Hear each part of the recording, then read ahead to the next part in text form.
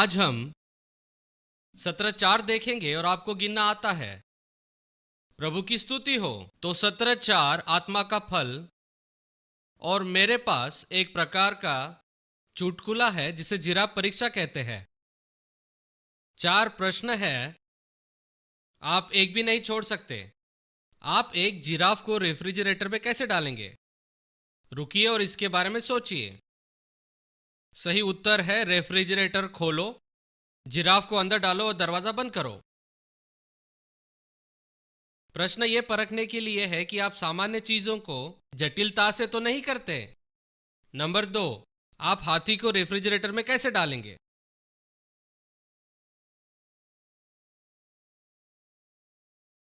क्या आपने ये कहा कि दरवाजा खोलो, रेफ्रिजरेटर खोलो और हाथी को डालकर दरवाजा बंद करो? गलत जवाब। सही उत्तर रेफ्रिजरेटर खोलो, जिराफ को बाहर निकालो।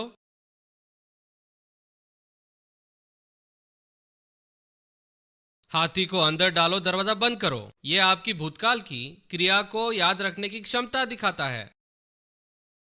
नंबर तीन, राजा शेर जानवरों की सभा ले रहा है। सारे जानवर आ गए एक को छोड़कर। बताइए कौन सा जानवर नहीं आया? सही उत्तर हाथी। हाथी रेफ्रिजरेटर में है, आपने उसे वहां रखा है। यह आपकी याददाश्त की परख है, ठीक है।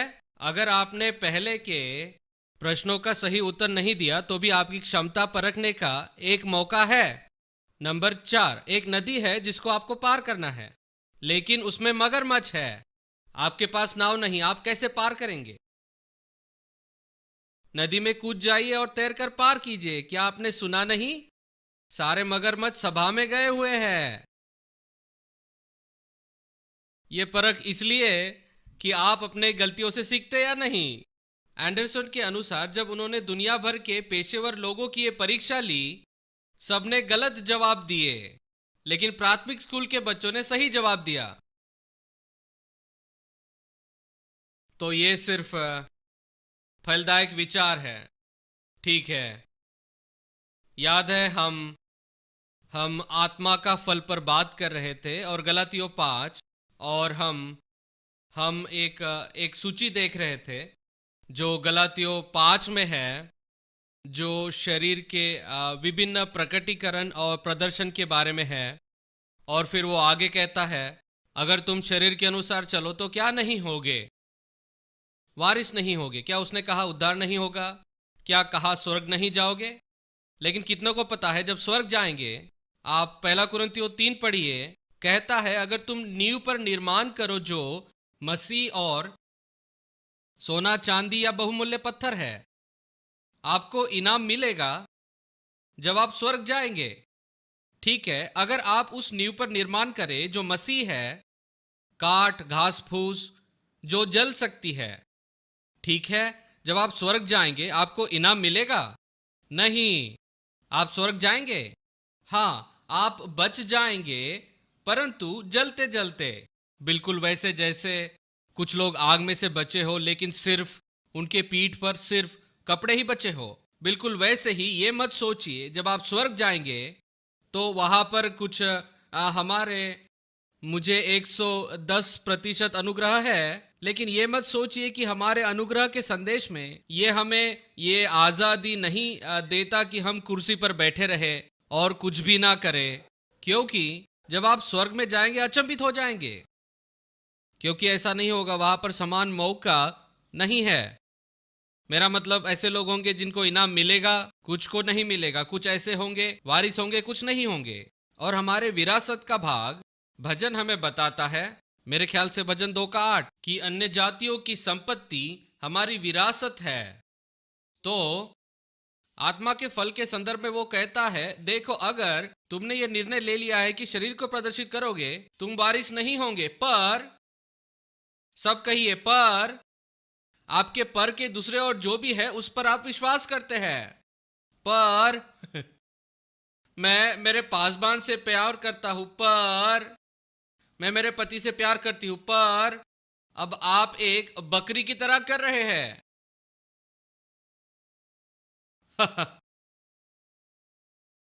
उसे आपके पाइप में डालिए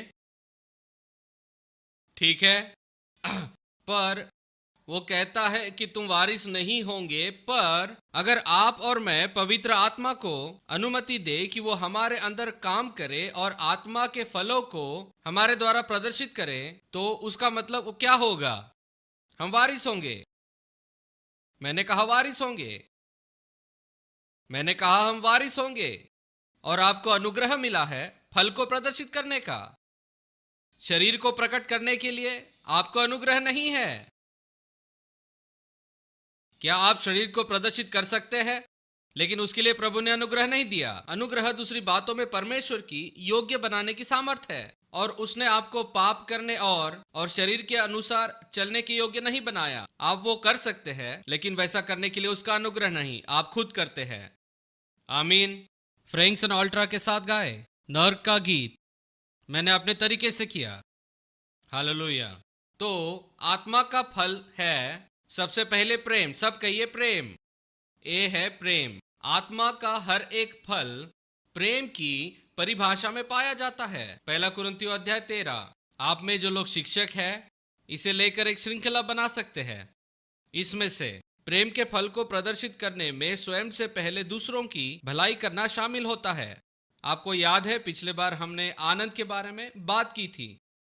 अब ये सामर्थ्य है ना, मैं आपसे कह रहा हूं, ये सामर्थ्य वचन है आनंद के बारे में।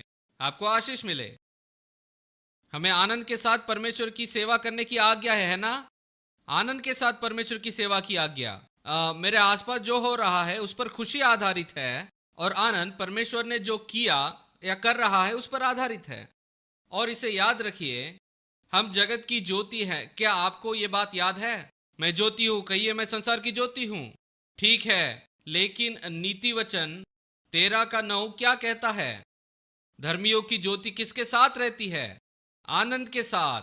तो अगर आपके जीवन में कुछ गलत हो रहा है और आपने निर्णय लिया कि आप सिर्फ शिकायत प्रदर्शित करेंगे और सिर्फ समस्या को ही आप प्रदर्शित करेंगे, तो आप अपनी ज्योति के ऊपर टोकरी ढक देते हैं। धर्मियों की ज्योति आप में से कितने संसार की ज्योति है? धर्मियों की ज्योति क्या आनंद के साथ रहती है, और विशेषकर जब चीजें ठीक से नहीं होती हैं, तो संसार के लिए हमारी ज्योति हमारे आनंद का प्रदर्शन है। जब कठिन परिस्थिति आती है, क्या यह आपकी रूपरेखा में है? नंबर 4, परमेश्वर की आनंद दिल से परमेश्वर की सेवा नहीं करने का परिणाम शत्रुओं की सेवा करना होता है। मैं यहाँ कुछ स्पष्ट करना चाहता हूँ। ठीक है, मैं नहीं कह रहा हूं परमेश्वर आपको शाप दे रहा है। मेरे साथ कहिए परमेश्वर मुझे शाप नहीं दे रहा, ये बात नहीं है। लेकिन अगर आप इन सब बातों के अनुसार चलेंगे तो शत्रु की सेवा करेंगे आपके ही चुनाव से। प्रभु ने कहा, मैंने तेरे सामने जीवन, मृत्यु, आशीष, शाप रखा है, तू चुनाव कर। आप क्या चुनेंगे? ठीक, आप चुन सकते हैं, मैं परमेश्वर की सेवा करना चुनता हूं, और मैं चुनता हूं आनंद को। ठीक है, तो अगर आप आनंद नहीं चुनेंगे तो शत्रुओं की सेवा करना चुनेंगे। ये बाइबल में है, इसे पढ़िए। मुख्य तत्व जो आपके जीवन में आनंद पैदा करते हैं, उद्धार का तत्व, आप इसे पिछली रूपरेखा से ले सकते हैं। प्रार्थना का तत्व, वचन का तत्व, दान का तत्व, उद्धार, वचन, प्रार्थना, देना, फसल तत्व। ये बातें आपके जीवन में आनंद उत्पन्न करेगी। आइए शांति के फल के बारे में देखते हैं। यूहन्ना 14:27 में तुम्हें शांति दिए जाता हूं, अपनी शांति तुम्हें देता हूं, जैसे संसार देता है मैं तुम्हें नहीं देता। तुम्हारा मन न घबराए और न डरे। यीशु ने कहा, मैं तुम्हें अपनी शांति देता हूं। कितनों को पता है संसार के पास शांति है जो वो देता है? संसार की शांति परिस्थिति आधारित होती है, जब सब कुछ ठीक होता है, जब सब कुछ ठीक चल रहा होता है। लेकिन कितने जानते हैं हमारी शांति परिस्थिति आधारित नहीं, हमारे आनंद की तरह। शांति की परिभाषा है संपन्नता में, एकता में, विश्राम और स्थिरता में एक होना है। इन सबको एक करना है। यह परिभाषा है। आप इसे स्ट्रॉन्ग कंकॉर्डेंस में देख सकते हैं। आप देखिए, ये दिखाएगा कि ऐसी परिभाषा है। इसमें शामिल होता है एक होना, मतलब इस करार में एक होना। नंबर 2, परमेश्वर के साथ करार करना कि वर्तमान में आप जहां पर उपस्थित है वहां उसे प्रकट करना। सुनिए दोस्तों, ये बात बहुत ही महत्वपूर्ण है। शांति का अर्थ है कि आप परमेश्वर के साथ करार करते हैं, आप परमेश्वर के साथ सहमत होते हैं कि आज जहां आप हैं वहां पर वह स्वयं को प्रकट करे। बिल्कुल यहां आपके वर्तमान स्थिति में आज। आमीन। जब आप प्रार्थना कर रहे हैं कि परिस्थिति बदल जाए, आप प्रार्थना कर रहे हैं कि परिस्थिति बदल जाए, प्रार्थना कर रहे हैं कि कुछ आपको मिल जाए या कुछ आपके रास्ते से हट जाए, आप प्रार्थना कर रहे हैं। लेकिन शांति, जब आप उन सब के लिए प्रार्थना कर रहे हैं और वो ठीक है, लेकिन शांति ये है कि ये सब जब चल रहा है, वो हो रहा है, मैं परमेश्वर के साथ इस करार में हूं कि आज मैं जहां पर हूं वहां पर वो अपनी उपस्थिति प्रकट कर रहा है। हालांकि मैंने जिन विषयों के लिए प्रार्थना की उनके उत्तर मुझे अभी तक नहीं मिले हैं। शांति खोने का परिणाम आप जहां है और आप जो है उसमें एक होने या सहमत होने की असफलता है। आपको सिर्फ तारे लगाने हैं या फिर उसे रेखांकित करना है। मेरा मतलब, हम शांति खो देते हैं क्योंकि दोस्तों हम खुद के साथ सहमत नहीं होते। और हम सहमत नहीं होते कि परमेश्वर इस समय, हालांकि मैं कहीं जा रहा हूं, आप में से कितने लोग कहीं जा रहे हैं? आप में से कितनों को दर्शन और स्वप्न मिले हैं? ठीक, हम सबको वो मिला है। हम में से बहुतों को स्वप्न और दर्शन मिले हैं। हम किसी जगह जा रहे हैं और हम में से कुछ लोग चंगाई के लिए परमेश्वर पर विश्वास कर रहे हैं। संपन्नता के लिए कितने लोग संपन्नता पर विश्वास करते हैं? बढ़ोतरी के लिए, ठीक है, सेवकाई में मौके मिलने के लिए, दरवाजे खुलने के लिए। क्या मैं किसी को मार रहा हूं? शायद परिवार के लिए, परिस्थितियां बदलने के लिए। क्या कोई उसके लिए प्रार्थना कर रहा है? पति या पत्नी के लिए आप उसके लिए प्रार्थना कर रहे हैं? हाथ ऊपर ही रखिए ताकि सब कोई उम्मीदवारों को देख सके।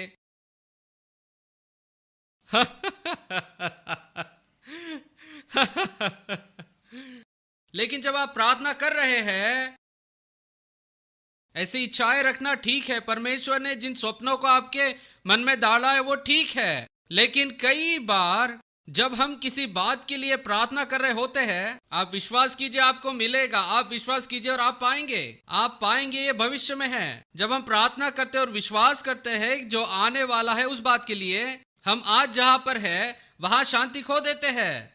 दूसरे शब्दों में, जब तक वो पूरा नहीं होता हम शांति खो देते हैं। कितने लोग जानते हैं कि अगर हम वहां हैं जानबूझकर या अनजाने में, तो शैतान वहां पर चालाकी करेगा और जिन बातों के लिए आपने प्रार्थना की उनमें वो ज्यादा मूल्य देगा, क्योंकि वो जानता है कि अगर उन चीजों को वो रोके रखेगा तो वो आपको शांति से दूर रखेगा।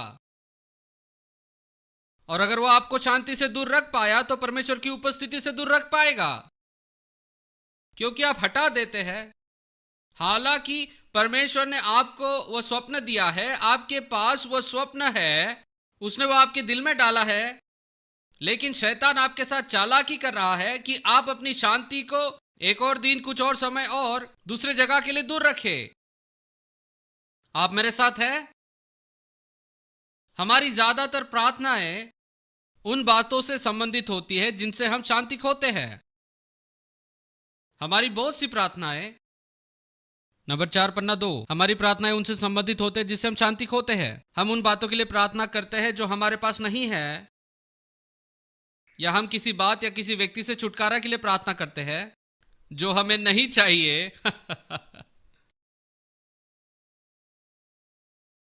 और फिर लालसा और ईर्ष्या। याकूब 4 अध्याय को देखिए। याकूब अध्याय 4। याकूब 4, तुम में लड़ाइयां और झगड़े कहां से आ गए हैं?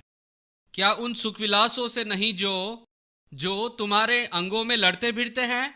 तुम लालसा रखते हो और तुम्हें मिलता नहीं, हत्या और डाह करते हो और कुछ प्राप्त नहीं कर सकते। तुम लड़ते झगड़ते हो, तुम्हें इसलिए नहीं मिलता कि तुम मांगते नहीं। तुम मांगते हो और पाते नहीं, इसलिए कि बुरी इच्छा से मांगते हो, ताकि अपने भोग विलास में उड़ा दो।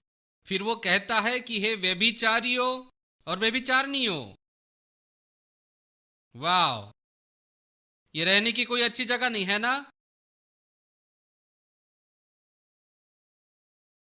यहाँ इस कमरे में ऐसे लोग हैं जिन्होंने आज के दिन में व्यभिचार किया है। मैं शारीरिक व्यभिचार की बात नहीं कर रहा हूं, शायद किसी ने किया होगा। मैं बात कर रहा हूं आपका आपकी प्रियसी जो है वो एक तो आपकी सेवकाई है या आपका स्वप्न है, और वह आपके लिए परमेश्वर के साथ आपके संबंध से भी ज्यादा महत्वपूर्ण है। आपके पति या आपकी पत्नी या आपके परिवार को उस स्वप्न से बराबरी करनी पड़ती है, आपकी प्रेमिका या आपकी सेवकाई से। हालांकि परमेश्वर ने दिया हुआ स्वप्न दिया है। याद है, परमेश्वर ने मूसा को स्वप्न दिया था, उसने उसे मूसा के दिल में डाला। स्तिफनुस ने प्रेरितों 7 अध्याय में कहा, परमेश्वर के लोगों को छुड़ाने वाला बनने की बात परमेश्वर ने उसके मन में डाली थी, लेकिन उसने गलत रास्ता लिया। और फिर देखिए, उपहार और परमेश्वर की बुलाहट बिना पछतावे की थी। परमेश्वर ने उसे स्वप्न दिया, लेकिन वह परमेश्वर से पूरी तरह से मुड़ गया, मरुभूमि में भटक गया। और फिर याद है, उसे जलती हुई झाड़ी का अनुभव मिला। फिर परमेश्वर ने उससे कहा, देखो ये तुम्हारे स्वप्न के बारे में नहीं, मेरे लोगों के बारे में है। तुम मेरे लोगों को मेरे तरीके से छुड़ाओगे। और याद है, उसके हाथों में एक लाठी थी। और फिर उससे परमेश्वर ने उसे क्या कहा, तेरे हाथ में वो क्या है? उसने कहा लाठी। परमेश्वर ने कहा नीचे डाल। क्या आपको याद है? और फिर वो लाठी किस चीज में बदल गई? वह लाठी एक सांप में बदल गई। उसके बाद फिर परमेश्वर ने उससे क्या करने को कहा? उसने उससे कहा कि पूंछ की ओर से उठा ले। आप समझते हैं ना, मैं सांपों को नहीं पकड़ूंगा, लेकिन अगर मुझे पकड़ना ही पड़े तो मैं उसका मुंह पकड़ूंगा, उसकी पूंछ नहीं। फिर क्या? उसने उसे वापस से पकड़ लिया और वो परमेश्वर की लाठी बन गई, जिसका परमेश्वर ने पानी को 2 भाग करने में और सब चिन्ह चमत्कार करने में उपयोग किया। उसने उसकी सेवकाई को दर्शाया। वो लाठी जो मूसा के हाथ में थी, उसे परमेश्वर की रीति से चलने के लिए उसमें से सांप का स्वभाव निकालना जरूरी था, और उसे परमेश्वर की रीति से वापस उठाना पड़ा ताकि वो परमेश्वर के लोगों की हानि ना कर पाए। परमेश्वर ने दिया हुआ स्वप्न लेकिन गलत रीति से करना, और यहां पर भी ऐसा ही है।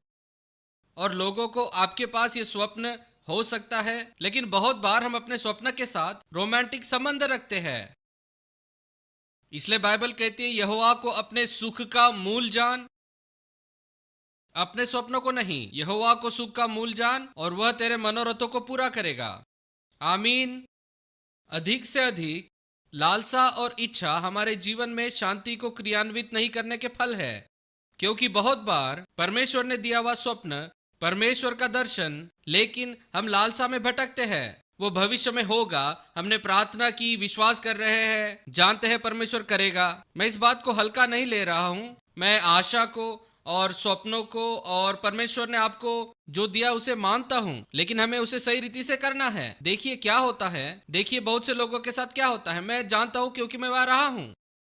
आपका स्वप्न यहाँ भविष्य में है, आपने प्रार्थना की, विश्वास किया, फिर आपका ध्यान उस पर लग जाता है और मैं उसकी लालसा करने लग जाता हूँ, परमेश्वर के साथ सहमति रखने के बजाय कि जहां पर मैं आज हूँ वहां पर तू अद्भुत है। क्योंकि अनजाने में ये ऐसा हो जाता है कि प्रभु तू अद्भुत होगा, लेकिन दूसरी ओर से। और मैं कहता हूं, कैरिस बाइबल कॉलेज के विद्यार्थियों, आप परमेश्वर की योजना से गर्भवती है। आप लोग उन गुणों से भरे हुए हैं जिसके लिए परमेश्वर ने आपको बुलाया है, जिसके लिए आपको नियुक्त किया है। और यह निश्चित है कि परमेश्वर ने आपके अंदर एक नए काम को शुरू किया है, उसके लिए आप यहां पर है। तो उठिए और शुरुआत कीजिए ताकि वह काम जो है वो पूरा हो जाए। लेकिन परमेश्वर का स्वप्न परमेश्वर की रीति से पूरा होना चाहिए। और आइए अपने हृदयों की रखवाली करें कि हम परमेश्वर की उपस्थिति और शांति को दूर ना करें। हम इस बात के लिए सहमत हो कि परमेश्वर, जब मैं आप पर उस बात के लिए विश्वास कर रहा हूं, जब मैं विश्वास कर रहा हूं आप यहां पर अद्भुत है, आप वहां पर ज्यादा अद्भुत नहीं होंगे। आज आप मेरे साथ जितने अद्भुत है वहां पर ज्यादा अद्भुत नहीं होंगे। मेरे जीवन में कभी भी एक भी बार ऐसा नहीं होगा कि परमेश्वर ज्यादा अद्भुत होगा। हालांकि हम जानते हैं कि एक स्तर से दूसरे स्तर और महिमा से महिमा तक, लेकिन सुनिए, सबसे अधिक महिमा और परमेश्वर जो है वो इस समय पर है और वहां पर सेवकाई के मौके हैं। इस कैंपस के चारों तरफ सेवकाई के मौके हैं। हम एक दूसरे दिन के लिए तैयारी कर रहे हैं, लेकिन परमेश्वर आज के दिन प्रदर्शित होने की तैयारी कर रहा है। आमीन। उसकी शांति का अर्थ है आज प्रभु तू महान है। आज जब मैं परिस्थितियों का सामना कर रहा हूं, क्योंकि सच्चाई यह है भाई और बहनों, जब आप वहां पहुंचेंगे आपको वहां पर हो सकता है कि आज आप इस बात का सामना कर रहे हैं, लेकिन हो सकता है कि जब आप वहां पहुंचे आपके सामने शैतान खड़ा हो। मेरा मतलब वहां पर समस्या होगी, जिस तरह से यहां पर समस्या है वहां पर भी होगी। और जान लीजिए जब आप वहां पहुंचेंगे परमेश्वर के पास आपके स्वप्न को पूरा करने के लिए उससे परे होगा। लेकिन शांति का अर्थ है आप जो है और आप जहां है उस बात से सहमत होना। आमीन। परमेश्वर चाहता है कि हम आए और देखें और हम जहां है उससे सहमत हो कि वह हमारे वर्तमान परिस्थिति में बदलाव ला सकता है। फिलिपियो 1:12। हे भाइयों, मैं चाहता हूं कि तुम यह जान लो कि मुझ पर जो बीता है उससे सुसमाचार ही की बढ़ती हुई है। हम चाह रहे हैं कि परमेश्वर हमारी परिस्थिति बदले और वह चाह रहा है कि फल को प्रदर्शित करे और विशेषकर शांति को हमारे परिस्थिति के बीच में। आपको वेंडी का विज्ञापन याद है? लड़की क्या कहती है? छोटी महिला बीफ कहाँ है? इसे तैयार करते हुए जैसे मैंने पवित्र आत्मा को सुना वैसे पहले कभी नहीं सुना। फल कहाँ है? फल कहाँ है? मेरे लोगों में फल कहां पर है? मैं जानता हूं वो हमारे अंदर है, लेकिन क्या हम प्रदर्शित कर रहे हैं? संसार की शांति की कल्पना समस्याओं और मुश्किलों की अनुपस्थिति है। नंबर 6, परमेश्वर की शांति की कल्पना परमेश्वर की उपस्थिति है। आपने सुना, एक बार चित्रकारों की स्पर्धा हुई और सबसे बढ़िया चित्र के लिए जिसमें शांति चित्रित की गई थी, और उनके पास बहुत सारे चित्र थे जिनमें चारागाह थी, स्थिर पानी था, सुंदर पहाड़ों के पास वाला दृश्य था, सुंदर पहाड़ों के बीच वाली जगहें बनाई थी। ये सब जो शांति दर्शाता था। लेकिन पता है कौन जीता? शांति को दर्शाने वाला सबसे बढ़िया चित्र एक चित्रकार का था जिसने बनाया कि समुद्र में एक प्रचंड आंधी तूफान आया हुआ है और उसमें काले बादल छाए हुए हैं, बिजलियां चमक रही है, लहरें चट्टानों से टकरा रही हैं और एक छोटी सी चिड़िया गा रही है चट्टान पर बैठकर। अद्भुत है। परमेश्वर चाहता है कि उसकी शांति को हम जीवन के तूफानों में ले। अंत में मैं बताना चाहूंगा कि यीशु कैसे उसके तूफानों से पार हुआ। इसके लिए हमें बच्चों की तरह होना आवश्यक है। जैसे बच्चे माता पिता के प्रेम को देखते हैं, उनकी जरूरतों को नहीं। परमेश्वर के शांति के बिना दोस्तों हम लोग डर में जीवन जिएंगे। मैं नहीं बता सकता कितनी बार सेवकाई में मैंने 27 साल और एक जगह 24 साल पासबानी की है।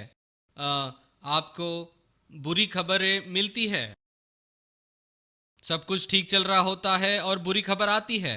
आप परमेश्वर से लोगों से प्रेम कर रहे हैं, मिलकर जी रहे हैं और बुरी खबर मिलती है। आपकी कलीसिया में किसी को कैंसर हुआ है या ऐसी चीजें हुई जैसे जो आपके नियंत्रण के बिल्कुल ही बाहर होती है। आर्थिक परिस्थिति ठीक होती है और अचानक से सब कुछ खत्म हो जाता है। ऐसे में आप क्या करेंगे? लेकिन मैंने खुद को और मेरे सेक्रेटरी को यह सिखाया और उन लोगों को जिन्हें इसकी जानकारी थी। मैंने कहा हर एक दान अच्छा दान है, हम इसे उठाएंगे, उसे आशीष देंगे और उसे बुरा दान कहने के बजाय हम अच्छा दान कहेंगे। लेकिन पता है, जीवन में आपको ऐसी बुरी खबरें सुनाई देंगी, उस समय आप क्या करेंगे? मैं ये नहीं कह रहा कि आपको डर नहीं लगेगा, लेकिन कह रहा हूं आप कहां पर खड़े होंगे। एक दिन हमें भी वैसा ही एक भयानक कॉल आया। डेबी मोर ने कॉल किया था, जो पीछे बैठी है, और उसका पति एलन बाहर आंगन में था। उसे स्ट्रोक हो गया था और वह निश्चित नहीं थी, लेकिन ऐसे ही दिखाई दे रहा था। और मुझे और जेनिस को बुलाया गया और हम आए और एलन को एम्बुलेंस में डाला और हम हॉस्पिटल में गए। लेकिन सबसे बड़ी बात जो उस समय चल रही थी, डेबी के जीवन में पूरे समय में वो मन के विचारों को डांट रही थी और वो डर का स्वीकार नहीं कर रही थी जब तक वह उस शांति की जगह पर नहीं आई। और मैंने उन्हें शांति में देखा जब डॉक्टर कह रहा था कि उसके दिमाग का 3 हिस्सा मृत हो गया है और हमें नहीं लगता कि वो फिर से चल पाएगा, हाथ हिला पाएगा, बात नहीं कर पाएगा। उसने हाथ और पैरों में महसूस करना छोड़ दिया है और वो तोतला बोल रहा है। लेकिन मैंने उन दोनों को शांति से चलते देखा। और आज एलन वहां पीछे बैठा है, चल रहा है, फिर रहा है, परमेश्वर की स्तुति कर रहा है। खड़े हो जाइए एलन, परमेश्वर को स्तुति दीजिए। आमीन, हालेलुया, आमीन, आमीन। आज यहाँ पर कैरिस बाइबल कॉलेज में है, लेकिन मैं कह रहा हूं उस समय डर छा गया था। और दोस्तों, पता है, हम सिद्ध संसार और सिद्ध जीवन में नहीं जीते हैं। ये मायने नहीं रखता कि आप कितना ज्यादा वचन जानते हैं, अंगीकार करते हैं, परमेश्वर का अनुग्रह जानते हैं, प्रेम समझते हैं। आप जितना ज्यादा जानते हैं, शत्रु के लिए उतना ज्यादा खतरा बनते हैं। और वो कोशिश, वो एक दिन उठता है और आपके रास्ते में रुकावट डाल देता है। लेकिन जब मुश्किल आती है, आपका प्रत्युत्तर कैसा होगा? आमीन। हमें चाहिए कि तूफान के बीच में हम मन को शांत रखें और परमेश्वर के साथ सहमत हो। प्रभु, मैं जो देखता हूं उससे फर्क नहीं पड़ता, तू यह अद्भुत है। फिलिपियो 4:6, किसी बात की चिंता मत करो। पता है, चिंता हमारे सर्वशक्तिमान होने की नाकाम कोशिश है और भविष्य को बदलने की, जिससे हम डरते हैं। पता है, चिंता से कभी किसी का फायदा नहीं हुआ। उसके बजाय परमेश्वर की उपस्थिति में जाकर हमें उसका धन्यवाद देना चाहिए। वो जो है, आप जो है उसके लिए, और आपके वर्तमान परिस्थिति में जो कर रहा है उसके लिए सहमत होना है कि वो इस जगह पर अभी अद्भुत है और वो उस जगह पर बदलाव लाएगा जहां आप है। एलन और डेबी का जो हिंदू डॉक्टर था, वो अंदर आया और उसने कहा कि मैंने हजारों स्ट्रोक मरीजों का इलाज किया है और मैंने किसी को भी नहीं देखा। और उसने कहा, उसने डेबी और मुझे कहा, इस तरह से है कि एलन का जो दिमाग है वो ऐसा है कि एक फैक्ट्री में 100 लोग काम कर रहे हो, लेकिन इस समय उसके दिमाग में 66 लोग काम कर रहे हैं। तो ये फैक्ट्री पूरी सामर्थ्य से काम नहीं करेगी, लेकिन एलन पूरी शक्ति से चल रहा है। उसने कहा कि ये बिल्कुल ही समझ के परे की बात है। शत्रु आपके जीवन में चीजों को फेंकने की कोशिश करेगा, लेकिन परमेश्वर की शांति आपके दिलों की रक्षा करेगी। चिंता से और डर से, नाशवान विचार और गलत निर्णय से रक्षा करेगी। और फिर फिलिपियो 4 और वचन 7 कहता है, तब परमेश्वर की शांति जो समझ से बिल्कुल परे है, ये हमारे समझ से बिल्कुल ही परे है। मेरे साथ बहुत सी ऐसी बातें हुई और मैं शांति में आया और मेरा दिमाग मेरी शांति से झगड़ रहा था।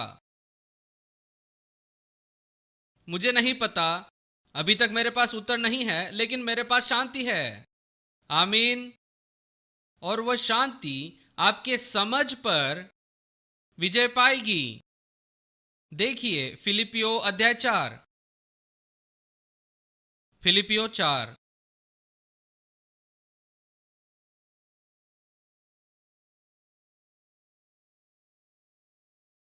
वचन 6, किसी बात की चिंता मत करो, परंतु हर बात में तुम्हारे निवेदन, प्रार्थना और विनती द्वारा धन्यवाद के साथ परमेश्वर के सामने उपस्थित किए जाए। तब परमेश्वर की शांति किससे परे है? तुम्हारे हृदय विचारों को सुरक्षित रखेगी। वह बात जो शांति के विरुद्ध विवाद करती है, वास्तव में आपके विचार को सुरक्षित रखेगी। आपकी समझ शांति के विरुद्ध विवाद करेगी, लेकिन अगर आप शांति को धरे रहे और कहे कि प्रभु तू इस जगह पर अद्भुत है और मैं आपको कह रहा हूं, वह परे है और वो आपके हृदय और विचारों को सुरक्षित रखेगी। अद्भुत है। पता है, क्या आपने किसी को गवाही देते सुना है कि वो मर गया और स्वर्ग में गया, कुछ समय वहां रहा और शायद वापस आया? आपने किसी की ऐसी गवाही सुनी? वहां पर सबसे महत्वपूर्ण लक्षण क्या था? स्वर्ग का सबसे उत्कृष्ट लक्षण और राज्य का शांति है। रोमियो 14:17, क्योंकि परमेश्वर का राज्य खाना पीना नहीं परंतु धर्म, मिलाप, आनंद है जो पवित्र आत्मा से होता है। परमेश्वर के शांति की यहाँ कुछ उदाहरण है। अंत में मैं यीशु का उदाहरण आपको दूंगा, लेकिन परमेश्वर के शांति के उदाहरण क्रिया में दानियल जब सियो की मान में था, उसके अंदर शांति कैसे थी? परमेश्वर की शांति के बिना कैसे रह सकता था? आमीन। बड़े तूफान के बीच में यीशु नाव में सो रहा था। पतरस उसकी सजा के शाम जेल में सो रहा था।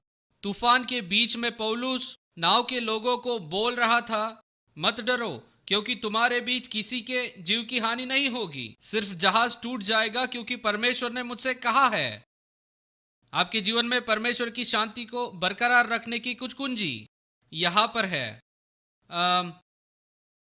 मैं इस विषय के साथ पूरा न्याय नहीं कर रहा हूं, क्योंकि ये जिन्हें पासबान की बुलाहट है और जो वचन सिखाएंगे, आपको इसके लिए लोगों की मदद करनी चाहिए। ये सिखाने के लिए आपको 6 सप्ताह लगाने चाहिए। परमेश्वर की शांति पर लोगों की मदद करनी चाहिए चिंता को निपटाने में, क्योंकि लोग हमेशा चिंता करते हैं। मैं जानता हूं कोई नहीं सुनेगा, उसकी यहां पर कोई चिंता नहीं है। आपसे प्रश्न करता हूं, यह है वो क्लिनिकल प्रश्न, ठीक है? कितने लोगों ने जीवन में चिंता की है? बाकियों के लिए मैं अल्टर कॉल रखूंगा। झूठो? ठीक है, 100% दिख रहा है। आप में से जिन्होंने चिंता की, क्या उस चिंता से किसी को, किसी चीज को कभी कोई फायदा हुआ है? मेरा मतलब, मैं सच में एक प्रश्न पूछ रहा हूं, क्या चिंता से कभी कोई फायदा हुआ है? क्या उससे फायदा हुआ? क्या उससे आशीष मिली? क्या उससे उत्साहित हुए? क्या उससे आपको कोई उत्तर मिले? बस इतना ही कहना चाहता हूं। फिर चिंता क्यों करें? उससे कुछ अच्छा नहीं हुआ, उससे किसी का फायदा नहीं होता, किसी की मदद नहीं होती, कभी भी नहीं। मैं ये नहीं कह रहा हूं चिंता मत करो, आपकी परीक्षा होगी, लेकिन जब आप ऐसे सोचते हैं, कम से कम मैं जिस परीक्षा में पढ़ता हूं, अगर मुझे उससे कोई फायदा होता है तो फिर ठीक है, लेकिन चिंता करने से किसी को भी किसी भी समय कोई फायदा नहीं होता। चिंता एक मनन की तरह है, बस नकारात्मक है। आप विचार करते हैं, खुद को भविष्य की उस जगह पे रखते हैं। मनन सकारात्मक रूप से समान बात है। आप मनन करते हैं कि भविष्य में खुद को उस जगह कैसे रखेंगे। यहाँ परमेश्वर की शांति को बरकरार रखने की कुंजियां है। नंबर 1, ये जानना कि उसके लहू के द्वारा आप परमेश्वर के सामने सही है। उसके लहू के द्वारा आप परमेश्वर के सामने सही है। यशायाह 32:17, और धर्म का फल शांति और उसका परिणाम सदा का चैन और निश्चित रहना होगा। तो कितने लोग जानते हैं कि जब आप मसीह में परमेश्वर की धार्मिकता है, क्या वो आपके अंदर शांति नहीं लाता? शत्रु आप पर हमला करेगा, कहेगा आप सौतेले बेटे हो, आप किसी काम के नहीं, लेकिन आप जानते हैं, आप अंतर जानते हैं। आमीन। वो शांति देता है ना? मेरा स्वीकार हुआ, ये जानना मुझे शांति देता है। ये जानना कि बिना किसी भले कामों से या अच्छे व्यवहार के बिना आपका उद्धार हुआ है आपको शांति देता है। ये जानना कि मैं परमेश्वर का बेटा या मैं परमेश्वर की बेटी हूँ, क्या वो आपको शांति नहीं देता? ये शांति में है। शत्रु कोशिश करता है कि आपको चिंतित करे। आपको उसे बोलना होगा कि आप मसीह में कौन है। मिस्टर शैतान, अगर तू यहां पर है और मेरे दिमाग में परेशानी डाल रहा है तो मैं कुछ बताता हूं। मैं परमेश्वर का बेटा या बेटी हूं। मेरा परमेश्वर के साथ मिलाप हुआ है। मैं परमेश्वर के साथ सही हूं। चाहे मैं और कुछ भी ना करूं, हालांकि स्वर्ग में इनाम है, लेकिन अगर मैं कुछ भी ना करूं कि मुझे कोई इनाम मिले, चाहे मैंने विश्वास की आज्ञाकारिता के बिना और कुछ भी ना किया हो, लेकिन मुझे मिला है, मुझे लाखों बार से ज्यादा अच्छा मिला है, तुझसे ज्यादा अच्छा। अब मैं तेरा भविष्य बताता हूं। कुछ समय के बाद आप खुद से बात कर रहे होंगे क्योंकि वो चला गया होगा। चला गया। मेरे अंदर शांति है, परमेश्वर के साथ संबंध है। क्या यह अद्भुत नहीं है? बी, वचन से प्रेम करो। ये चीजें आपको शांति बनाए रखने में मदद करेगी। वचन से प्रेम रखो। भजन 119 165। तेरी व्यवस्था से प्रीति रखने वालों को बड़ी शांति होती है और उनको कुछ ठोकर नहीं लगती। वचन के लिए हमारा प्रेम चिंता, गड़बड़ी और विरोध से हमें दूर रखेगा। दूसरा पतरस 1:2। परमेश्वर के और हमारे प्रभु यीशु के पहचान के द्वारा अनुग्रह और शांति तुम्हें बहुतायत से बढ़ती जाए। अनुग्रह और शांति। अनुग्रह और शांति आपके पास कैसी आती है? वो आपके पास बढ़कर आती है परमेश्वर की पहचान के द्वारा। पता है आपको अधिक अनुग्रह मिल सकता है। मैं ये नहीं कह रहा आपको आपकी आत्मा में अधिक अनुग्रह मिलेगा, लेकिन कितनों को पता है आप अधिक अनुग्रह अनुभव कर सकते हैं। याकूब 4:6 कहता है और भी अनुग्रह, आपको और अनुग्रह मिल सकता है। और यहाँ वो कहता है शांति और अनुग्रह को बहुतायत से देगा। क्या पता है आप शांति और अनुग्रह का बहुतायत से अनुभव कर सकते हैं? और पता है कैसे आता है? वचन के प्रकाशन से। आपको जितना ज्यादा वचन का प्रकाशन मिलता है, आप उतने ज्यादा आजाद होते हैं। दोस्तों, मैं खराई से आपको यहाँ पर कुछ बताना चाहता हूँ। वास्तव में ये बात इस पाठ की नहीं है, लेकिन मैं यहाँ लेकर आ रहा हूँ। अगर आपको बार बार चोट लग रही है तो आप वचन से ज्यादा खुद से प्यार करते हैं। ठीक है, मैं विश्वास नहीं कर सकता उसने ऐसे किया, विश्वास नहीं कर सकता उन्होंने ऐसा किया। विश्वास करो तुमने किया है।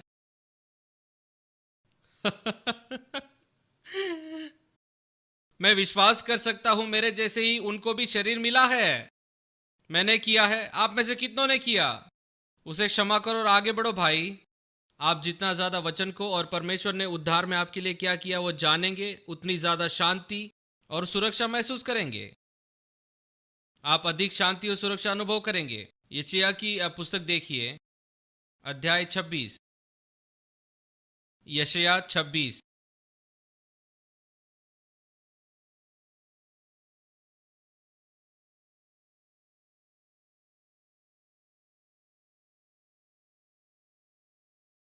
यशायाह 26 वचन 3। उसकी तू किसके साथ रक्षा करता है? जिसका मन तुझ पे धीरज धरे हुए, क्योंकि वो तुझ पे भरोसा रखता है। तो हमेशा प्रभु पर भरोसा रखिए। तो वो क्या है जो परमेश्वर की शांति को आपके जीवन में बनाए रखेगा? अपने मन को यीशु पर लगाए रखिए। अपने मन को यीशु पर लगाए रखिए। खुद के बजाय, आपके समस्या के बजाय। अब पन्ना 4 पर शारीरिक होना मृत्यु है, लेकिन आत्मिक होना क्या है? किसका जीवन? शांति का जीवन। जो भी विचारधारा आपके अंदर शक, गड़बड़ी, डर, निरुत्साह और दोष को पैदा करती है, उसे छोड़ देना चाहिए। दोस्तों, आपको उसे छोड़ देना चाहिए। हमारे विचारों को नियंत्रित किए बिना हम आत्मिक उन्नति नहीं कर सकते। आप में से किसी ने सेना में सेवा की है? सेना में हाथ खड़े रखिए। आइए हम इनके लिए ताली बजाएं। आमीन, आमीन। जिन लोगों ने सेना में काम किया है, क्या कभी आपने प्रवेश द्वार पर या किसी पोस्ट पर काम किया है? एक गार्ड की तरह किसी ने किया है? ठीक है। पता है, जब रात में अंधेरा हो जाता है और आप वहाँ पर एक गार्ड है, और अगर वहाँ कोई आ जाए और वे कुछ ना कहे तो आपको कहना पड़ता है आगे बढ़ो और अपनी पहचान को बताओ, या फिर तुम्हें ये गोली खानी पड़ेगी, या फिर तुम्हें वो मिलेगा जो तुम नहीं चाहते। तो आगे बढ़ो और अपनी पहचान बताओ। अगर आप अपने जीवन में आगे बढ़ते जा रहे हैं, परमेश्वर का मज़ा ले रहे हैं, परमेश्वर की स्तुति आराधना कर रहे हैं, बाइबल स्कूल में है, और अचानक से आपका जीवन उलट पुलट हो गया और आपका सिर आपके पैरों पर है, आप शंका और गड़बड़ी में है, तो पता है दोस्तों, वो शत्रु है। मैंने कहा वो शत्रु है, और आपको उस शत्रु को कहना पड़ेगा आगे बढ़ो और पहचान बताओ। लेकिन आपके विचारों को नियंत्रित करने में आपकी मदद करता हूँ। ये जानने के लिए कि ये परमेश्वर की ओर से है या नहीं बहुत आसान है। सरल 5 बातें हैं। यह आपके नोट्स में नहीं है। 5 बातें जो आपके दिल और दिमाग को नियंत्रित करने में मदद करेंगी। 5 बातें जो कभी भी परमेश्वर की ओर से नहीं होती। शायद मैंने पहले बताया, लेकिन महत्वपूर्ण है। डर कभी परमेश्वर की ओर से नहीं होता।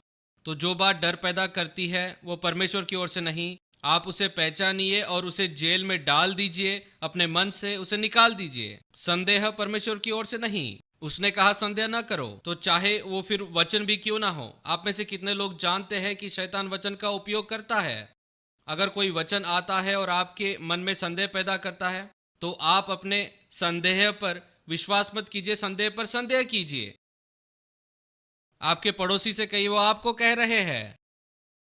ठीक है। फिर निराशा कभी भी परमेश्वर की ओर से नहीं। उसने कहा धाड़स रखो, निराश मत हो, वो परमेश्वर की ओर से नहीं। ठीक। उसके बाद दंडाज्ञा परमेश्वर की ओर से नहीं। अगर आप दोषी महसूस कर रहे हैं, आपको उसे कहना है आगे बढ़ो और अपनी पहचान बताओ। और जब आप गड़बड़ी में हैं, गड़बड़ी कभी भी परमेश्वर की ओर से नहीं होती।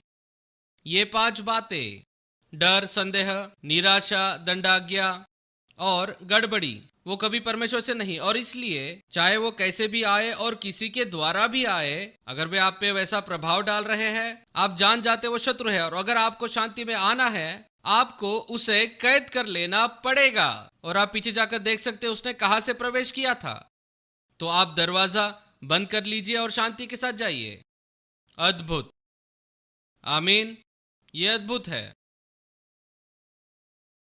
फिलिपियो 4:8। इन्हीं बातों पर ध्यान लगाया करो जो सुहावनी है, उचित है। आपके विचारों को इससे बदलिए। सिद्ध शांति खुद पर नहीं, लेकिन यीशु पर ध्यान लगाने और विचारों को नियंत्रित करने का परिणाम है। डी, आपका भरोसा यीशु में है। यशायाह 26:3।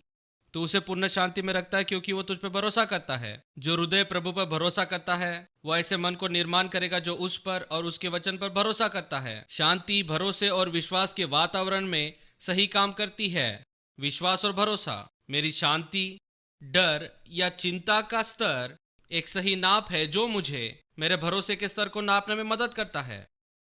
क्या आपने सुना? वह उसे पूर्ण शांति में रखेगा क्योंकि वो भरोसा करता है। अगर मैं शांति में नहीं हूं, अगर मेरा दिल चिंता से भरा हुआ है, तो मैं भरोसा नहीं कर रहा हूं। तो मुझे क्या करने की जरूरत है? मैं गलत बातों पर ध्यान लगा रहा हूं। मैं परमेश्वर पर नहीं, लेकिन परिस्थितियां जो बता रही है उस पर निर्भर हूं। अब मैं यहां आपकी मदद करना चाहता हूं। शांति की सामर्थ। रोमियो 16:20 देखिए। रोमियो 16:20। मेरे ख्याल से 5 मिनट में आपको बता सकता हूं। रोमियो 16:20।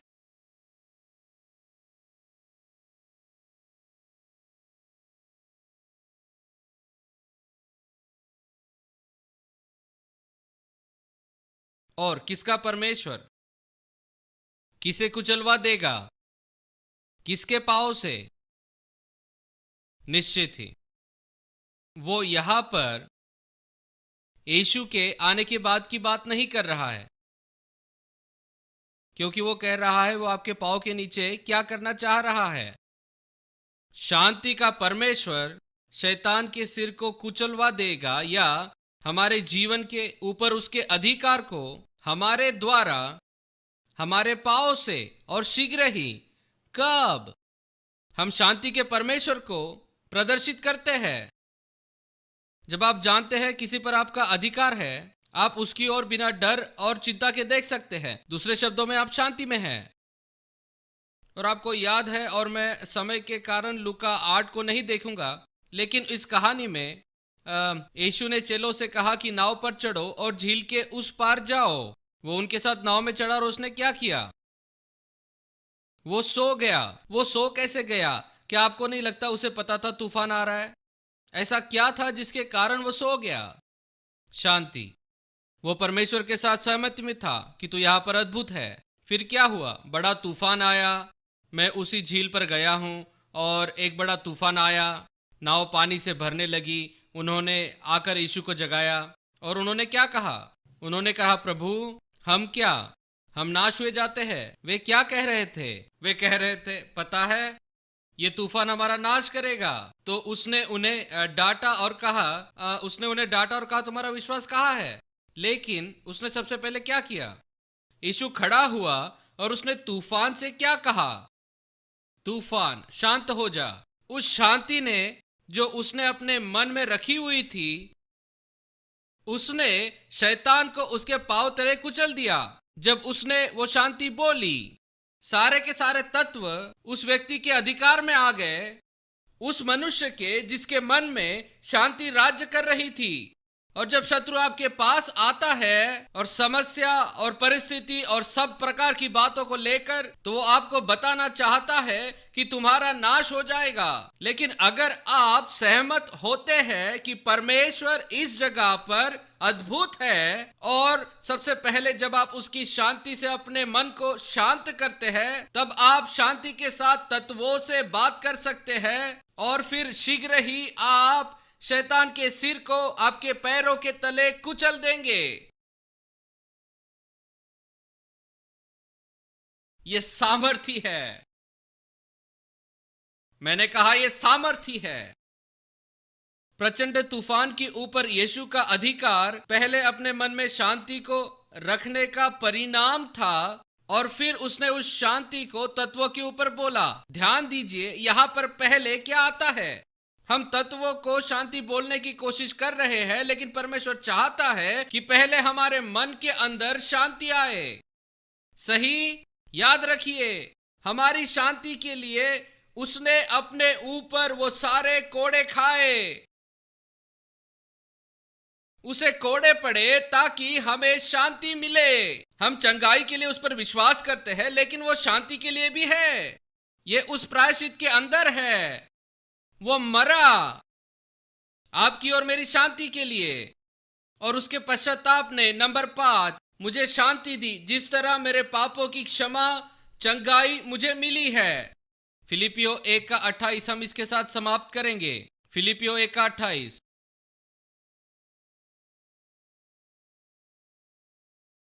फिलिपियो 1:28 कहता है, और किसी बात में विरोधियों से भय नहीं खाते, यह उनके लिए विनाश का स्पष्ट चिन्ह है, परंतु तुम्हारे लिए उद्धार का, और यह परमेश्वर की ओर से है। ये वास्तविकता कि आप अपने शत्रु से अचंभित नहीं है जो परिस्थितियों को उलट पुलट कर रहा है। ये चिन्ह है कि आपको उसके ऊपर पूर्ण अधिकार मिला है, और आप और मैं नहीं, लेकिन वो है जो नाश हो रहा है। और शांति का परमेश्वर वो आपके साथ है, वो आपका है। वो शांति का परमेश्वर आपके अंदर है। अगर आप उसके साथ मिलते हैं तो उसकी शांति आपके मन में राज्य करती है। वही शांति जो आपके मन में राज्य करती है, तो वो शांति आपके जीवन के हर एक विरोधी तत्व और हर एक परिस्थिति के ऊपर राज्य करेगी। मैं परमेश्वर की शांति को आपके ऊपर बोलता हूं। मैं आपके तूफानों को शांति बोलता हूं, लेकिन सबसे पहले आपके मन में शांति बोलता हूं। आप में वो शांति है, तो इसे प्रकट कीजिए और आपके जीवन की परिस्थितियों को आप देखिए। आमीन।